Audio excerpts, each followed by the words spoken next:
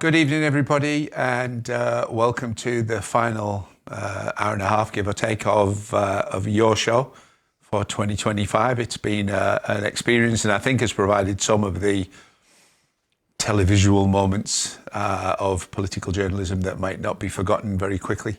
I'm delighted to have in the studio with me Damo, who was sitting in this chair when one of his guests found out, just as she came on air, that her family had been, or members of her family had been murdered in Gaza. I've got former ambassador, writer, journalist, and political adventurers I've been hearing from his travels to Lebanon, Craig Murray. And on Zoom, I can't see him at the moment, but there he is, Turn Left's Curtis Daly. Hello, Curtis. And we may, if they manage to get to us in time, be joined shortly by Electronic Intifada's Asa Winstanley and investigative journalist Kit Clarenberg. So, fittingly, given the panel that we've got, the topic for this evening is the independent media, and specifically, I guess, from our point of view, the independent left media, the importance of that, and how it, how it fits now into the political landscape, but also what it needs to do and where it needs to try and take the UK. And how to get there. So, Damo, as I'll make you our guest of honour then for now. I'll give you first shout. Left media, what is it? What does it do now, and where does it need to be? Left media, well, it's not mainstream media, is it? It's the antithesis of it. I mean, our media is dire. I mean, that's just being polite, really. But then, that's sort of, I don't want to get kicked off the show this early, really. I struggle to find the words to actually describe it without swearing, in all honesty. It's that bad. It's that awful. It directly influences opinion without reporting news. It seeks to influence rather than inform. And it's torn up what it means to be, in my view, a journalist. Journalism is supposed to be one of the most honourable professions on the planet. And you seem to just have this crowd of a select few of privileged, chosen individuals who always seem to be the ones that get the big scoop, the big break. But it's not, because they have a foot in the door already with the powers that be, the right people, the right contacts. And that's what becomes news. Whatever they decide to say is what they dutifully report. And instead of getting journalism, we get stenography instead. As we saw in the picture last week of Keir Starmer's press conference with all three of them. Handpicked convenient journalists. It's the three same old faces again, isn't it? It's just the same three outlets. And it's just so depressing. And people know it's rubbish because they say, you go on social media, you see what these people, anytime these people tweet, you just look at the comments that come out of it. And okay, I accept that Twitter perhaps is a bit of a bubble, but it's also indicative of public opinion in its own way as well. And you get these comments that go on there, and they're by and large badgering and bagging these people. But what alternative media is out there for them to watch? And that we exist. Left alternative media or left independent media, terms are interchangeable, broadly mean the same thing. But from brilliant journalists such as yourself, such as Craig, to mouthpieces essentially like myself who do what we do on social media, on YouTube. Do yourself down. It's not doing myself down as such, but without the work of yourself and such as Craig or Asa or Kit, who will hopefully join us presently, I wouldn't have anything to talk about, because without you guys who do the actual investigative journalism, the actual long, hard yards, a political commentator like me can't draw attention to that in our own way and say, and present it how we choose to present it. But it's still reaching out, because, of course, we're fighting against a multi-billion-pound machine that backs the mainstream media. And it's getting ourselves heard. And that's always been the trick, hasn't it? It's how do we bridge that gap? How do we punch above our weight when we are so disadvantaged in that respect? Mm-hmm. Curtis, if it's okay, I'm going to come to you next, because I have a particular aspect of this I want to bring up with Craig in a minute. But I mean, you were, I don't know, would it be unfair to say you were you were newer than the rest of us in this thing? Maybe not. Maybe you're just older than you look or something. But how have you found? Certainly Turn Left as a channel is relatively new compared to say Skwawkbox, etc. So where, how are you finding it to get into that kind of space and then to reach out from it into the rest of the population? Well, first of all, it's really strange being on the other side of the studio. Just yesterday I was with you guys. Now I'm here. I kind of miss it already. Part-timers, I can speak about I can speak about Turn Left in a second, but I think what's really important is looking at the BBC, for example. Once upon a time, we had a Labour correspondent at the BBC. It wasn't a perfect institution, but to pick up on what Damien was saying, journalism was an integral part of society. It was taken very seriously. And at least once upon a time, the BBC did have a kind of balance where working class people, organised labour were represented. And then, of course, over decades, over the Thatcher years, we saw internal marketisation of the BBC.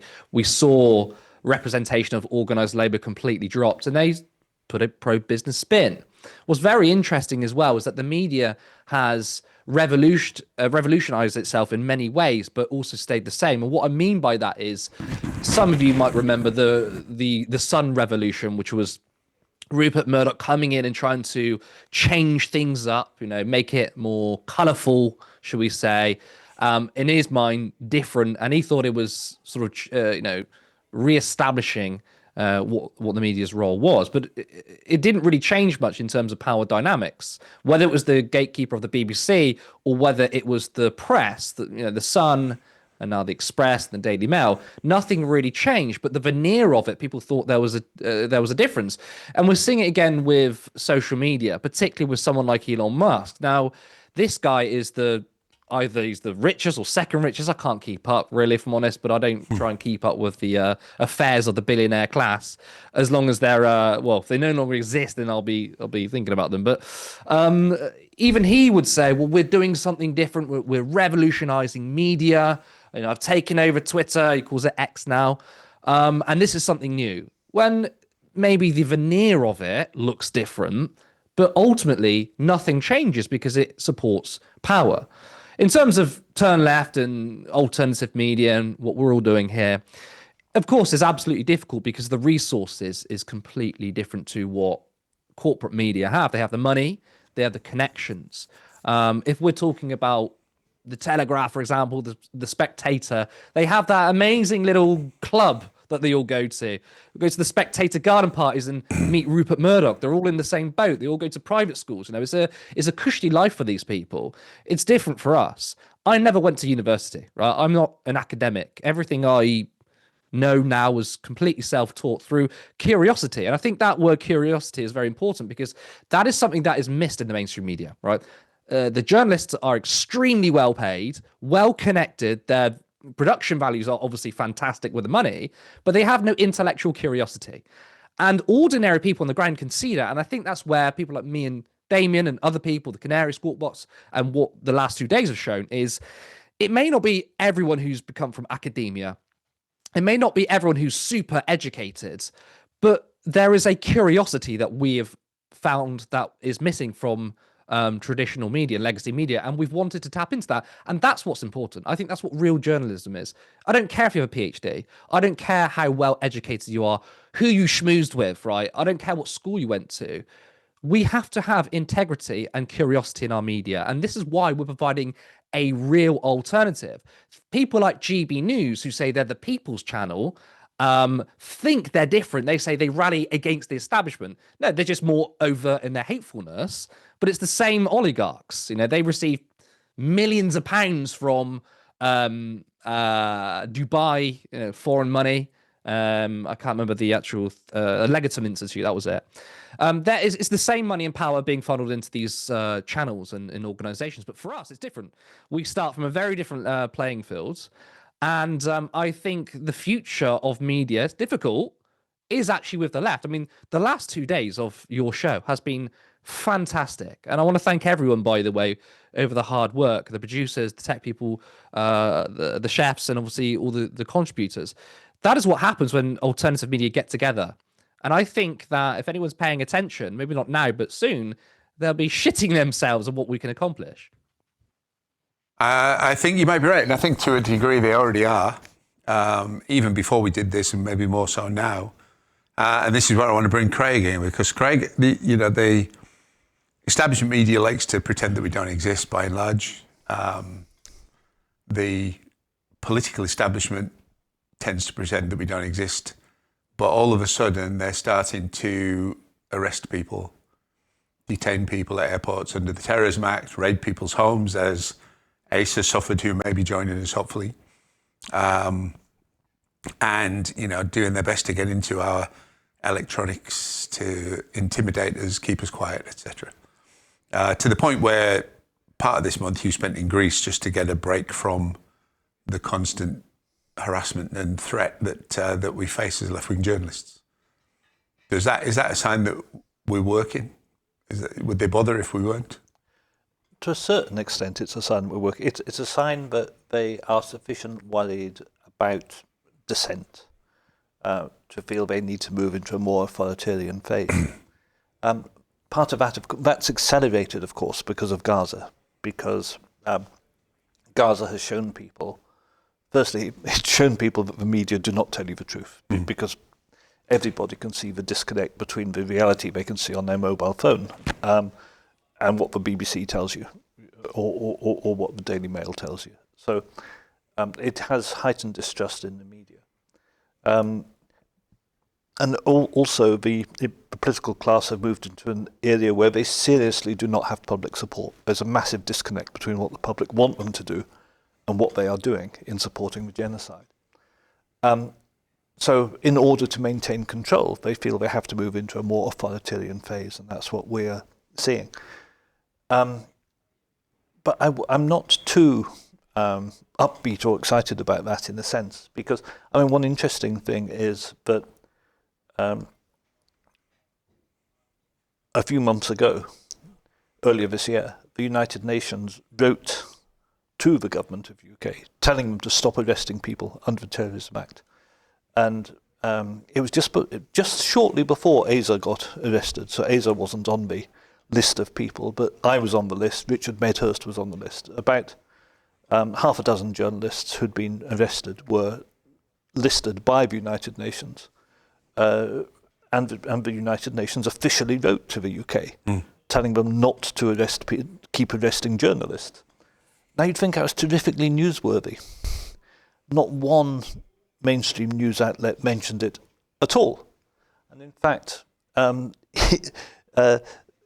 arrest of left-wing people hadn't been mentioned by any mainstream media until George Galloway was arrested. And then it got a brief mention, which was mostly to poke fun at George Galloway, rather than to say how outrageous it was.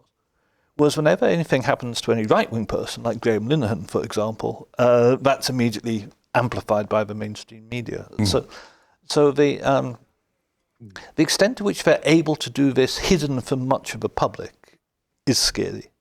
But we do break through. And of course, arrests, not just of journalists, but arrests of people who are opposing the prescription of Palestine action, for example, have broken through. And there is more of an understanding among the public that the government has taken an authoritarian turn. But I'm not too I'm not too taken with the idea that we are really making a great deal of progress. We're making more progress in short form social media on Twitter and that kind of thing, where there is an audience for people who see immediately what's happened, and that looks awful. Things like the graphics of Audrey's arrest, for example, were terrible. The number of people who actually read long-form journalism about analysing it, for example, is still small, bluntly. Yes, and I mean, in as much as Damo said, his bread and butter comes from taking what other people have written and then turning that into an audible form. On Skwawkbox, certainly by intention, by design, it was always to take the long form things, crush them down into cliff notes, if you like, of 5 or 6 paragraphs and put them out so people don't have to wade through all the long stuff, because lots of people, by design, again, I believe, are time poor and more worried about putting food on the table. I think, just to pick you up on that, Steve, the one point I would make with regards to long-form content, I think people inherently will embrace media in different ways. You and Craig are artisans of the written word, shall we say. Whereas I'm quite happy to put my mug on YouTube and turn that into a video content. And actually, long-form video content is becoming more and more popular. It's just another medium that left can actually embrace, that arguably I would suggest right-wingers are less competent at even, because they're trying to defend the indefensible, and they're generally less likable people. Those kind of platforms, they're unforgiving. Yes. By and large, the comments will speak for themselves because people aren't taken for fools in that kind of way. And, you know, it's a whole different branch of what we can do. But again, it comes back to that sort of billionaire-backed mainstream media versus shoestring left alternative media, in that we're having to embrace, be it YouTube, be it X, be it any number of other platforms, you are playing in somebody else's sandpit, so to speak. You are beholden to the rules and the whims of someone else, someone above you, someone greater than that. What the right wing have is multiple different avenues to broadcast from their own bases, from their own, as Curtis mentioned, the Gatham Institute who backs GB News. That is the entity that supports them. They're safe. They don't have to worry about themselves in any way, shape or form. It's the rest of us. We've got to be careful what we say now and again. We've got to be careful how we phrase things now and again, or it might fall foul of some random rule written in some odd paragraph in a ream of do's and don'ts. And that can be the make or break to a small channel. So why is it you think, Curtis, I'll bring you back in on this first, the silence of the, I can't see him, is he here? The silence of the mainstream media, for want of a better term, on the harassment and arrest of journalists for speaking, incontestable facts, really, has been deafening. Why do but technically we're all NUJ members, or I guess most of us are, and should be all pulling together and backing each other up. That's the idea of a union, at least, anyway. Why are they doing it? Why are they quiet? Why are they prepared to play along? I mean, I think I know the answer, but I'm interested to hear how you see it. Okay, so sort of to pick up on what Craig said, he's right that when it came to Asa, when it came to Richard Medhurst, again, the media were not curious to look and find this information. When it came to George Galloway, it was something that couldn't be ignored. But the way the media code switched was, all right, we'll talk about it, but we'll make fun of him. Mm-hmm. So part of the media silence on certain topics is absolutely by design. They don't want to talk about it. It threatens power. But there's another aspect, which is not maybe deliberate, but once again, we have those in positions of influence who are not really interested in finding real journalistic stories. I mean, for me, I take the Noam Chomsky line, that famous clip when he spoke to Andrew Marr, and he's like, look, these people are not self-censoring. The way the current media apparatus, I don't think largely is a group of people in suits saying, oh, how can we, control the media? I don't think it's quite as simple as that. I think it's actually not self-censoring. People believe what they're saying. People think they're fantastic journalists, although a lot of us would disagree. But if they thought any different, they wouldn't be there. I know, if you think of the hosts of GB News, right? They are very, very sincere in their right-wing beliefs, scarily sincere. But if they didn't think like that, they would have employed someone else. And I think that's the kind of system we have. So when it comes to, when it comes to silence on particular stories, again, I don't think it's particularly journalists knowing about a story and then choosing not to publish it. Rather, they don't really have much curiosity in seeing how power is used in the media ecosystem, because journalists, again, like Asa Winstanley and Richard Medhurst, who had their places ransacked, were doing proper journalism in terms of Israel. Now, of course, there are some people in the corners of the media who know about it and don't want to talk about it, absolutely. But I think the media as a whole do not want to investigate these kind of stories because they're just not bothered. I mean, I think a lot of these journalists are simply lazy. They are there. A lot of them are there, not because they probably wanted even to be journalists when they were younger. It was just an easy, cushy job to get into through connections and because they went to the right school. So I think it's a slightly more complicated picture because from the outside, when I talk to people and I say, look, the corporate media is against you, they're against the working class, some people might go, we've got a bit of a tinfoil hat on there, haven't you? And I'm like, well, it's not quite as easy as, again, people in the room said, how can we screw over the working class? That's true for some people in more overt examples like Fox News. I mean, they'll be in the host here saying, switch the camera or turn it off. But I think for a lot of it, so-called respectable media, BBC, The Telegraph, and Spectator, it's far more complex, and it's just power replicating itself. It's a real big knot in the machine, a really dirty knot in the machine, and this is where we come in to try and untangle that and speak to people directly. Now, the right wing may be seen as right-wing anti-establishment. Again, I don't think the right wing are particularly anti-establishment, but the right wing with their so-called citizens journalism is clickbait, is short form, and it is straight up misinformation. For the left, we don't engage in lies and misinformation, but we still want to tell a story. What Damien said is absolutely true when it comes to long form. There is actually a hunger for long form content. Maybe it's just video, but there are people out there who want to do that. But the reason why it's not consumed isn't because I think that people, people's attention span aren't long enough. That's the slot we're given. I mean, when you look at the mainstream media and politicians or interviews, they're not in-depth debate and conversations where you can learn anything. They're based on sound bites and gotchas. And I think when that's given to the people, then people think that's no alternative and that's all they consume. But many video podcasts, YouTube podcasts, which go on for 2 hours, you'll see a lot of people are really, really curious. And I think inherently people are very, very curious as part of human nature, and they want to see more long form content, and they're going elsewhere because the mainstream media is simply a spectacle, which is dying in front of our eyes. Is Curtis being too generous to the media when he says that it's just because they're all part of the same class and they don't think any different, or is there more intent behind it?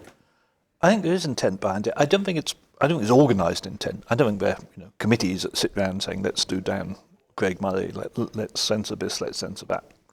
And there are such committees with denotices and things, but yeah. In general, it is an understanding of what their proprietors want them to say. And also that they do partly come from a class of people who think like that anyway. And that's how the British establishment works. That's how judges work. I mean, I sat through every stage of all the Julian Assange hearings, and the judges knew what they were supposed to say. They knew the decisions they were supposed to give because, firstly, they're all members of the same clubs and went to the same schools as the government ministers, and they meet them socially and that kind of thing. And also, there's just an understanding in that level of society. They don't require to be told. They know what they're meant to do. And editors are like that. And the journalists know what the editors want. So it does work that way. It is possible to break through. I mean, I fairly regularly, I don't mean to say on a daily basis, but several times this year, I've had individual tweets which have had well over 1 million views and sometimes 2 or 3 million views.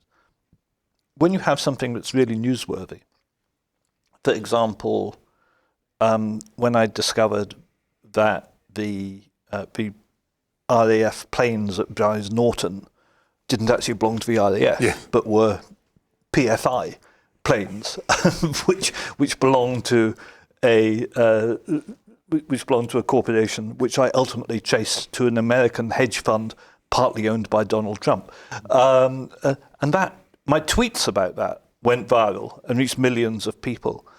The long form article in which I set out all the evidence reached maybe 200,000 people, but far less than the brief tweets just punching out the information. And that's good. You are getting the information out, but it would be. But subsequent stuff I've done to follow up on that. For example, I've discovered that by the time the PFI contract expires in, I think, 2049, we will have paid $49 billion for these aircraft, because you end up paying 10 times more than they're worth. The subsequent follow-up stuff hasn't received the kind of audience I would like it to have. And you can break through occasionally. And it's how people find your site. And we are so heavily dependent on social media for that. You're dependent on getting it out on whatever it be it Twitter, be it Facebook, be it TikTok, be it Blue Sky, whatever. And those are heavily policed by corporate gatekeepers, by the same billionaires who own the media, effectively. Same billionaire class that owns the media. So it's a complex picture. You can break through, and it's possible to break through, and you can build up your own loyal audience who follow you and who understand. But regularly reaching the kind of public who will read an article in the Daily Mail is difficult.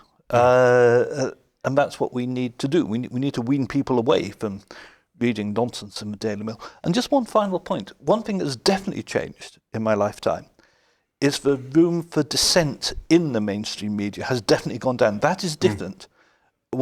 Even 20 years ago, you could find dissenting articles in the Mail on Sunday, for example. Yeah. The Mail on I used to actually earn money from the Mail on Sunday, occasionally writing articles giving an anti-war view back in 2006, 2007, for example. You would never get that now. We used to get AJP Taylor giving socialist lectures on the BBC. You would never get that now. Paul Foot and people like that. And Paul Foot and people like that. The Overton window has really closed in that of course, the media always had this heavy establishment bias, but it did give some room to alternative voices. It now doesn't at all, and I think that's an important change we should make.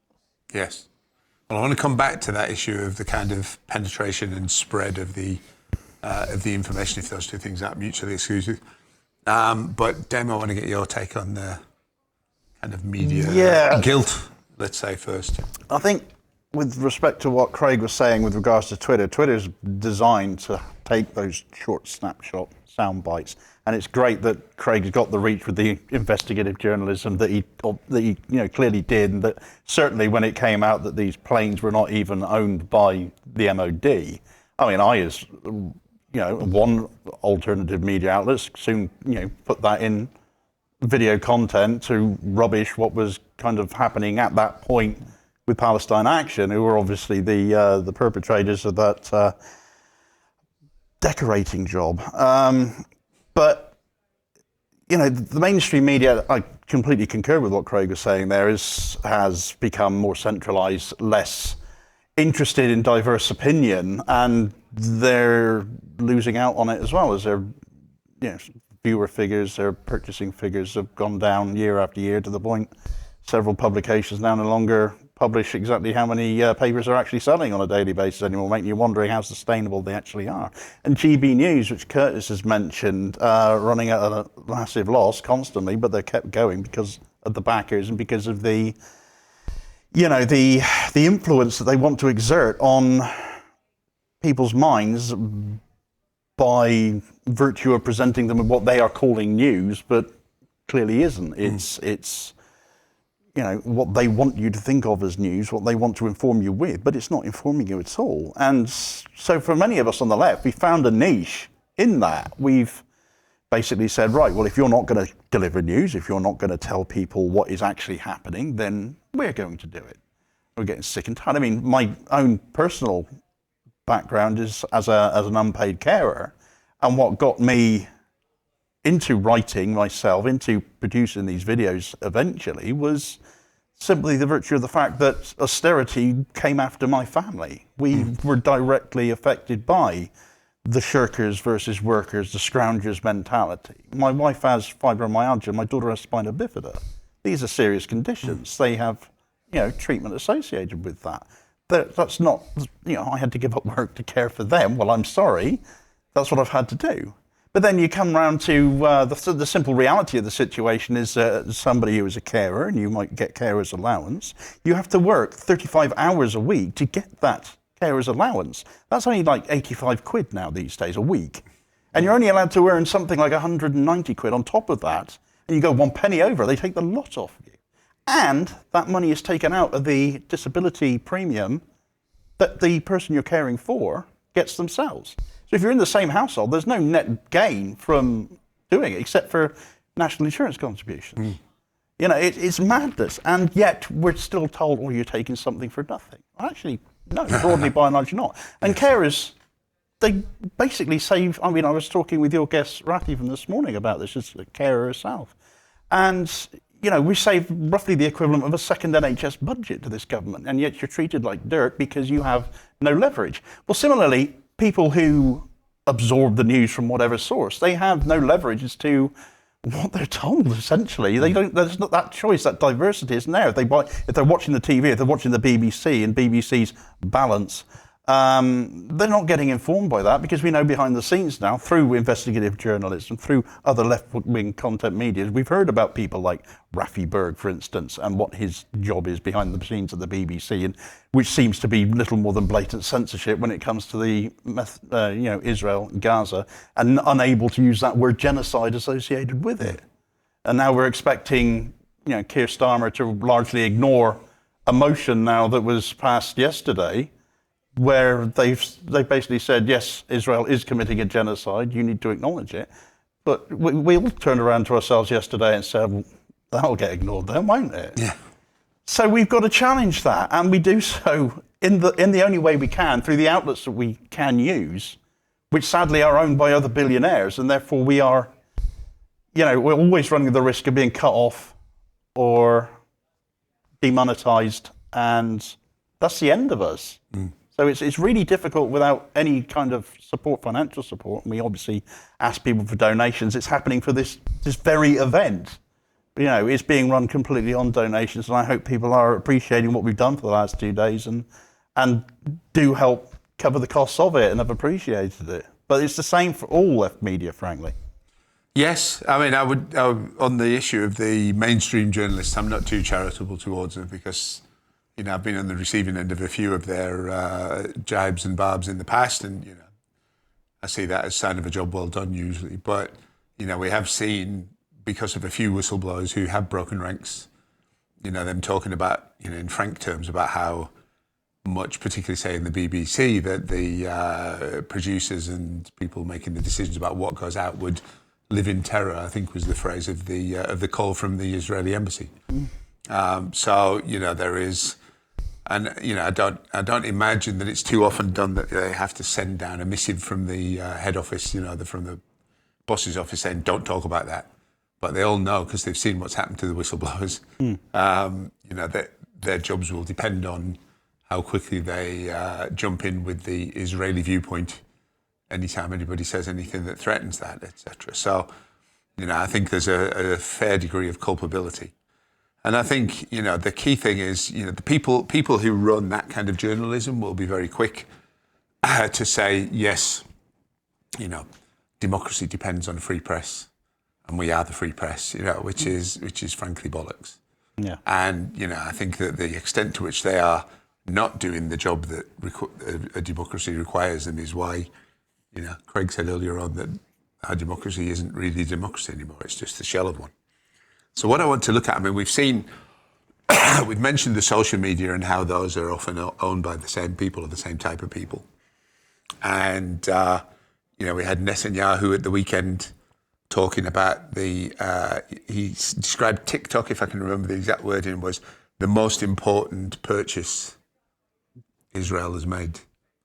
And it's not actually Israel who's made it, it's an American Israel supporter, which shows how much those two things are indistinguishable.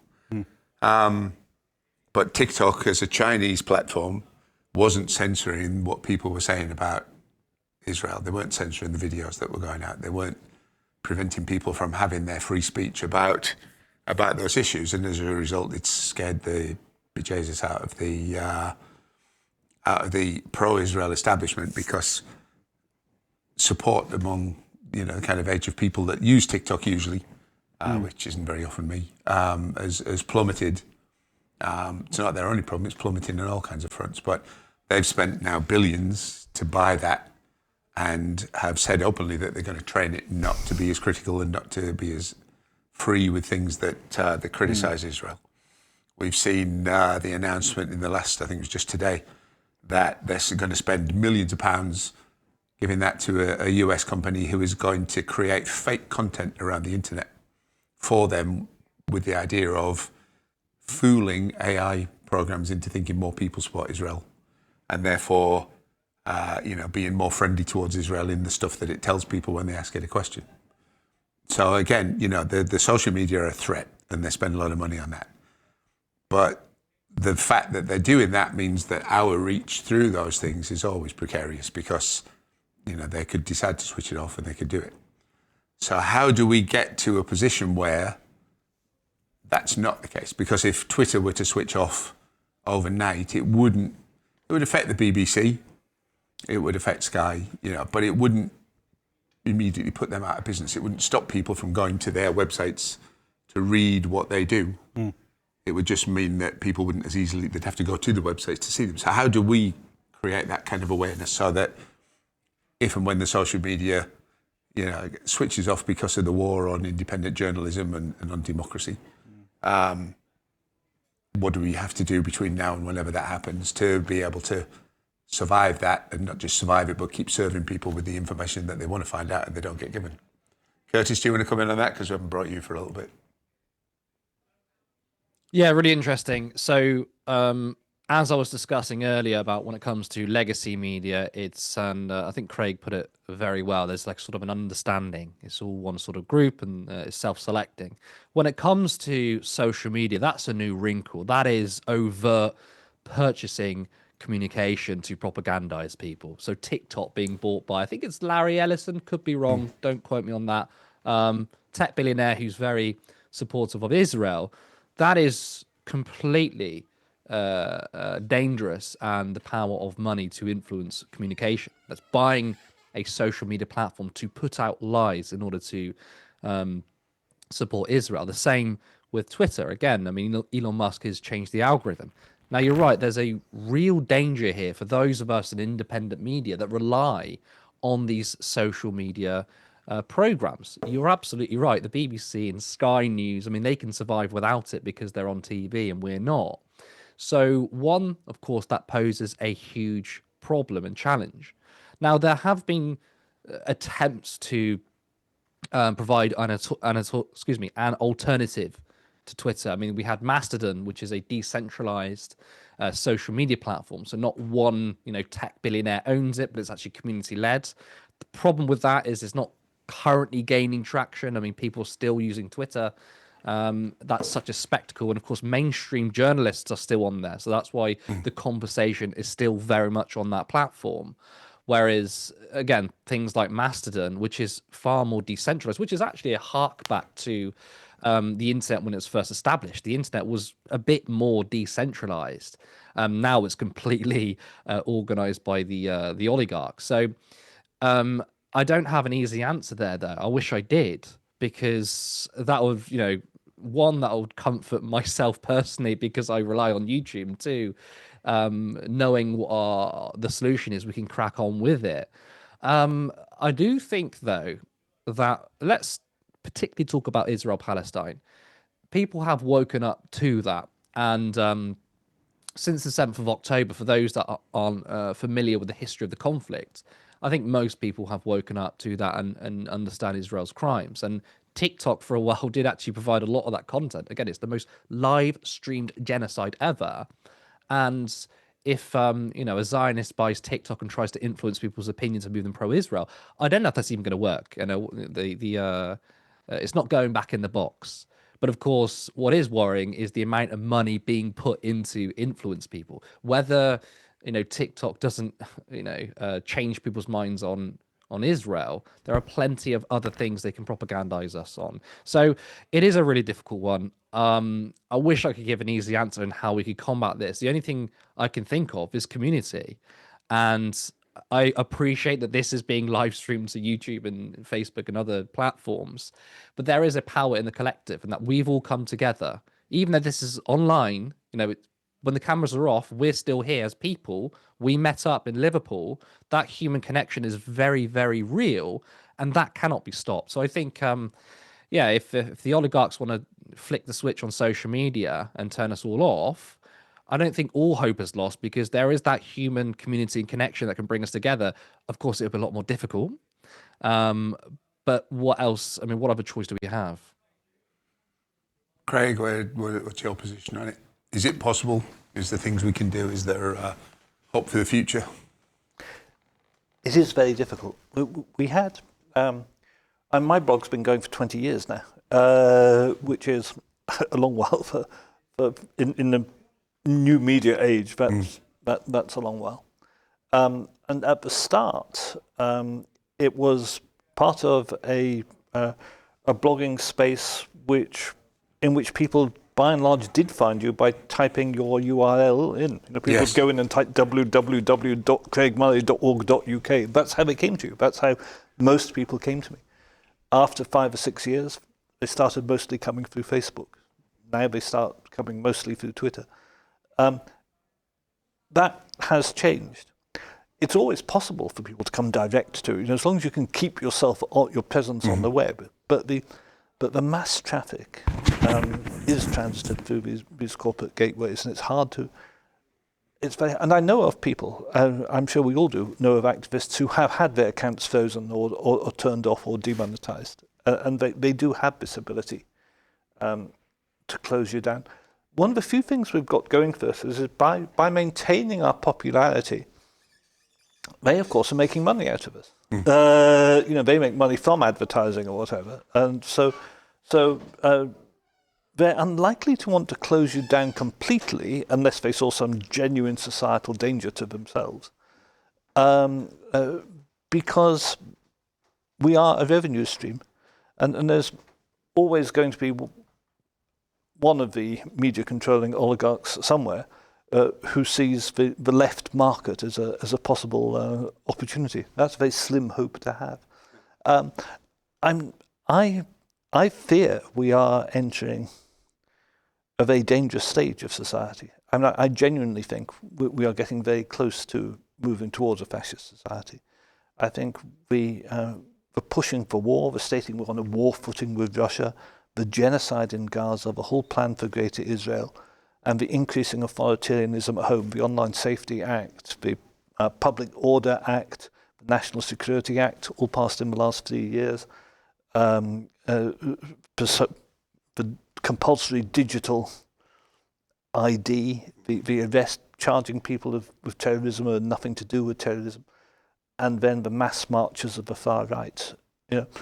I think we are entering into a space which is very dark. And we have to fight that. And I think we can't divorce our position as alternative left media from that general battle. And they are going to continue to come for us in the next few years, because we are a main focus of the opposition to all those other things which are happening. So I think we're in for a dark and difficult fight. I apologise, that's not very optimistic as a note to move to. Real news here, not just the optimistic stuff, but Demo, what do you reckon? Well, we try to put a smile on people's face when we can, but it's not always possible. And this is one of those occasions, because as Curtis and Craig have both said, this is not an easy solution. There's no easy solution to this, because there's no big benefactor to sweep us all up and bring us all together. We've done this ourselves, between ourselves, and it's been it's testament to the people who've organised this and made this happen, and it's a testament to every person who's been out there watching us, who has helped to support it with their donations as well, because it could not happen otherwise. Somebody's going to be left in the lurch with whatever there is left to pay, and there could be little hope for ever being able to do something like this again, and it's something that needs to be built on and grow if there's going to be any hope. I'd take Craig's point, though, that going forwards, things are looking darker. At this point in time, we've got Starmer and the clampdown that we've already spoken about with respect to the raid on Asa Winstanley, or Richard Medhurst, Sarah Wilkinson, another name I'll throw in there, who was targeted, as well as Craig, of course. And it can only possibly get worse than that if we end up with the likes of Reform UK forming the next government, which Keir Starmer seems set on ushering in at this point in time. You can only imagine what Farage would make of the likes of us once he was in number 10, and the threat to his sort of narratives that we would obviously present, we would be seen as positively treasonous, I can imagine. Which is not very hopeful for us. Where there is more hope is, as Craig has said, a lot of these platforms make good money from advertising out of the content that we produce. Yes, advertisers advertise on my YouTube channel. I've had Israeli ads being run on my channel because obviously I have no control over it. But then if I'm taking money out of Israel's hands and then making a video which is giving Netanyahu the treatment, then I will feel warm and fuzzy inside about that nonetheless. But it's a real danger that these sort of people can obviously spend this much money. They can say to Google, this is how much we want to spend on advertising, will you oblige us? And they are saying yes to that. So that's concerning in one respect, but it affects multiple different platforms too. The fact that there are a great many platforms, and as what is happening with TikTok right now is particularly concerning, although I think I'm right in saying there was a lady they've recruited as their head of rules and regs, so to speak, who was former Mossad, I believe, or something. I may need to be corrected on that, but it was something along those lines. That they recruited her a while ago. So this is not really this sort of Zionist direction that TikTok's veering in. It's not actually that new. It's deeply concerning. But as Curtis has also said, if people don't like the content that's coming up on their For You pages, they're not going to watch it. They're just going to scroll right past.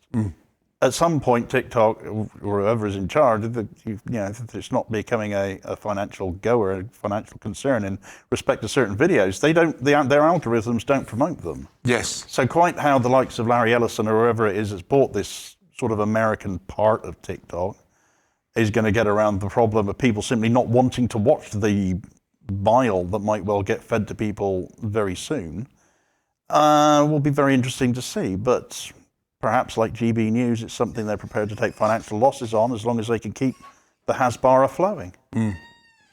Yeah, I mean, I think that people vote for their feet ultimately. If people realise they're just getting fed propaganda all the time, then they'll find, whatever the next big thing is that's going to become in the way that will allow them to communicate, and there'll be this kind of constant arms race going on of new platforms and the billionaires trying to catch up and buy them or whatever. So, we've got to keep that race going. I think for myself, there is hope, and I think, the unity is strength, and this endeavour that we've had this last couple of days, which has tried to bring in people from, all parts of the left, pretty much, has, been an example to me of how everything can work and how people will get behind it when they can see that the thing has got that unity and that vision about it. I think there is, it's why I agreed with the Skwawkbox, with the Canary guys, that we'd merge the two sites, because it would amplify our reach. It would be something different that we haven't done previously, and we need to do something different from before. But we've got 6 or 7 minutes left now, and I gather we are going to wrap after this, so this will be the last 6 or 7 minutes of the event for this year. I want us to think outside the box a little bit, what things, blue sky thinking, for want of a better phrase, could we do? Mine might be, for example, recruiting armies of, like we've had an army of people turning up behind the scenes who never get their mugs on the camera, but, it wouldn't have worked without all those people, running the tech, setting up the amazing set that we've got here, feeding us, doing all the other things that are going on. Is it feasible, for example, to start recruiting an underground network of people who are going to push it out in, if necessary, on their WhatsApp chats with their friends rather than on a social media platform, just to get the word out, in the same way that people would in the old days have been printing, hand cranking leaflets and handing them out around their neighbourhood and trying to avoid getting arrested while they did it. Well, I'm kind of minded to hark back to before I was making videos and when I was on Twitter at that time, and I was just in groups as a general pro-Corbyn activist, as I was at that time. And we would have the likes of Rachel from Swindon, your colleague at the Canary now, She would organise a Twitter storm with Corbyn for life or whatever hashtags we had back then. I can't remember them now. But we are Corbyn. That was the big one. And there would be a Twitter storm, and we would take over the algorithm with it. That was only possible because thousands of people got behind it, and they just made loads and loads of tweets, all with the same hashtag in it. People can organise. The left can organise. We've proven the left can unite. You've got people from, me from YouTube here, you from Skwawkbox and the Canary. We got yourself, Craig, and from your blog and your esteemed journalism of many years. We've got, Green Party. We've got Curtis. The future of the left, as Turn Left Media are, is his crew of just his little gang of 5 that they've got operating Turn Left, and they're absolutely brilliant. And I love going on his show. And now I've had the chance to work with him here, and I've had the chance to interview. It was funny because I was on his show just last week. And one of the comments that came through was, it's great watching Curtis interview Damo. When can we get Damo to interview Curtis? And it's happened here. Yes. Several times, in fact. And everybody that's come through from all across the political spectrum. I mean, I'm a Green, but we've had Chris Williamson here from the Workers' Party. You've got people here backing your party, but having, for better or for worse, opinions on that. We've not disagreed once about the need for something like this. So let this be the birth of something big and beautiful, to put it in the words of a certain Orange Idiot's phrasing. Craig, can you give us 2 minutes and then we'll go to Curtis for the finish? Because no pressure, Curtis, but you're young, so no doubt you're brimming with ideas and creativity, and we'll wrap on that. So, well, one very positive experience I had was when I went out to Lebanon, because Israel's destroyed at least 70. UN says 70,000 homes. I think they've destroyed 100,000 homes in South Lebanon. They've killed hundreds of people. They've killed thousands of people. They are still occupying part of the country. No one's reporting it. No, the mainstream media aren't there. And unlike Gaza, there's nothing whatsoever stopping the BBC from going into southern Lebanon. Nothing stopping them whatsoever. They've just never gone. The only time they went was once with the IDF embedded. And what I went with Niels Ladefoged, and what we tried to do was say, can independent journalism do the kind of foreign correspondent job that the mainstream media no longer does? And so we crowdfunded, said we're going to Lebanon to cover this. And based purely on crowdfunding, we spent 5 months reporting from the front lines in southern Lebanon. You can do it because there are people who wanted to know what was happening, who were prepared to put their hands in the pocket. And we raised, I think, something like 40 or 50,000 pounds, whatever it was. And it was enough to keep us there. And we had to pay crews and pay transport and pay all kinds of things there. And we sustained it for 7 months. So there are initiatives you can take. You can think of things you can do which will get news to people they would never otherwise get. People are prepared to fund that as individuals, ordinary people prepared to stick their hands in their pocket. I don't think we had any donation more than about £300. But altogether, we got to the 40 or 50,000 we needed to actually run the operation for 7 months. So these things can be done. People power. Curtis? Just quickly, because I forgot to mention something earlier about resisting the future when it comes to media. I think books is something I missed out. Books is really, really important, and is a form of resistance. I mean, young people are reading a lot of books, and it might not always be political stuff. It can be fantasy, it can be fiction.